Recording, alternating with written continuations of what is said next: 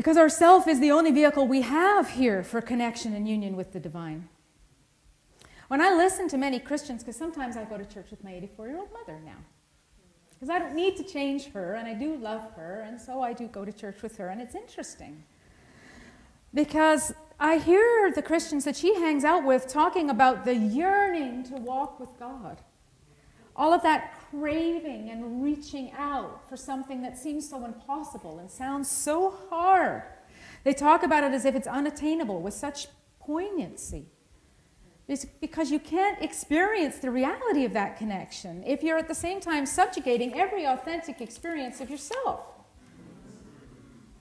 It's not true at every Christian, but when there is that ecstatic connection to Source, in that kind of Christian context, you'd better obey the dogma or you're going to lose it. And that's what we see. I mean, when I see the fundamentalist programming that sometimes is on TV, and I watch it because I'm curious, right? You did all of the hand raising and all of the things that in my mind are somewhat ritualistic, but also authentic impulses, because you can see that people are feeling filled with spirit in some way. There is access to spirit. There is something real going on, but what's also going on is, oh my God, I better obey all the rules so I don't lose this. And that's what's scary to me. The human has to be subjugated from the evangelical perspective. So what I feel now is that the ego needs to move aside and let spirit shine forth. Not be subjugated, but just give room for spirit to lead. And then we can say, like Mary Daly's flower, I am. From the deepest parts of ourselves. From the part of us that feels love and union with the divine. I know I'm repeating myself, opening to the divine as we would to a lover. From this position, I don't have to believe anything. I don't even need faith, because I have deep experience, deep connection. I have deep knowing from inside. And from this position, I become the light that I am.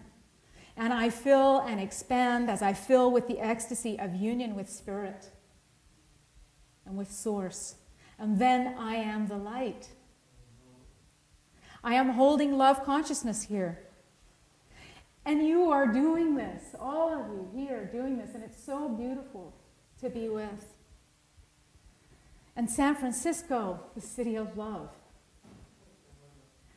I don't know what it is about this city or this geography, okay?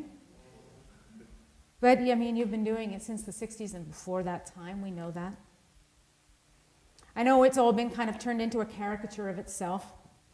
You know, that human wounding has got in there and turned genuine breakthrough into kind of addiction and chaos and all kinds of other things, right? Led us off down all kinds of paths. Nevertheless, there was something there, and it is still here. And I thank you for it now, more than ever. Given what's happening with Prop 8, especially, and your role in pushing the consciousness of love out into the world. I loved reading Leah's words on the website this month. Well, her choice of Thoreau's words, and your own words, actually. But your choice of Thoreau's words, the only cure for love is more love. How perfect is that? And I remember reading Daly's words in Beyond God the Father. If you take the idea that humans are innately sinful and need saving out of Christianity, then the bottom falls entirely out. I am not evil. No one has to die for me. I am not guilty. I don't deserve to go to hell. I can be in union with the divine directly with no shame and no self-hate. One of the things that was really powerful and interesting for me when I was doing the research for my film was that I met so many people who had had visions of themselves in deep and stinking and ugly pits, variously covered in rags and chains and feces and all kinds of horrific stuff. So many people. And they all said that when they were down there, they had an experience of communion with the divine, that they had felt visited. However they saw that, most of the people saw Jesus come to them and say, I love you. Get out of this pit. And how they heard that was, this pit is who I am. And I got to climb out of who I am, because that's where Jesus wants to love me. And that just nearly broke my heart. When the real message was, the real contact was, in their hour of absolute despair, buck up, little camper. You know? You are loved. You are loved no matter what. God, I'm feeling a little Baptist.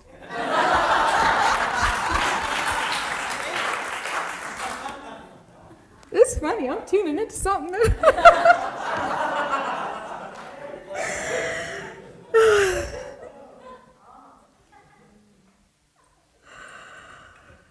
One of the wonderful things that my father said to me often when he was alive, and for all of the craziness that he did go into, he was one of the most wonderful people I have ever known, and I'm so grateful for him. One of the most wonderful things that he said to me often was, nothing can separate you from the love of God. And I know that it's biblical, and I don't remember the address.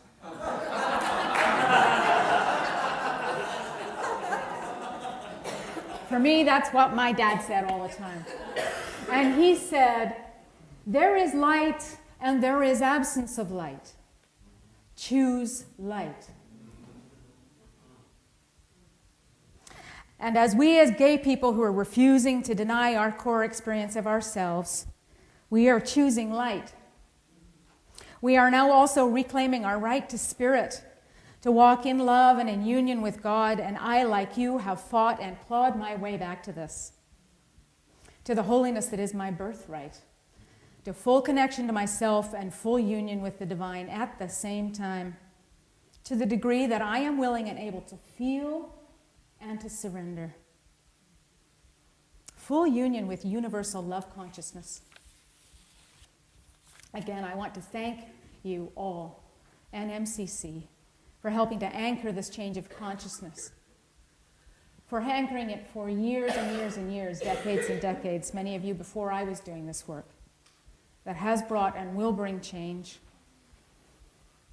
You are truly the light of the world, and San Francisco is a city set on a hill that will not be hid. And I thank you for that. And in closing, this is something that I said this morning, and I just feel moved to say it to you again.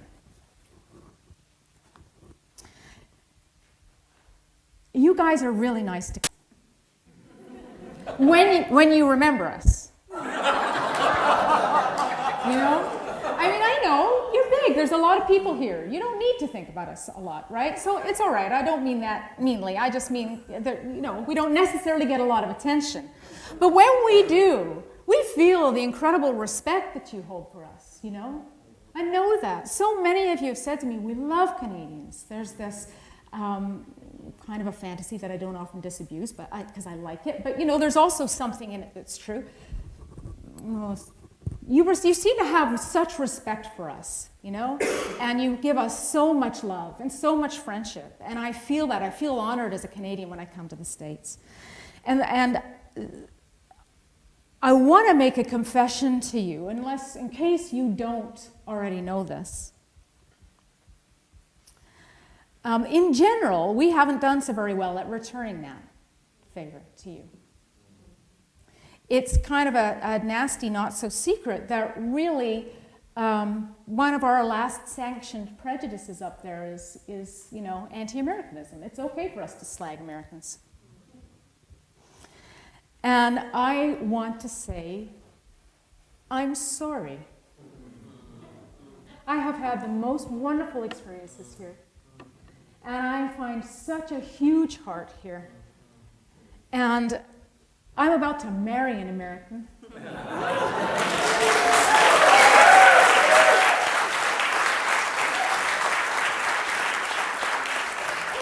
And I think your country is wonderful, and I think its true position really is the heart of the world.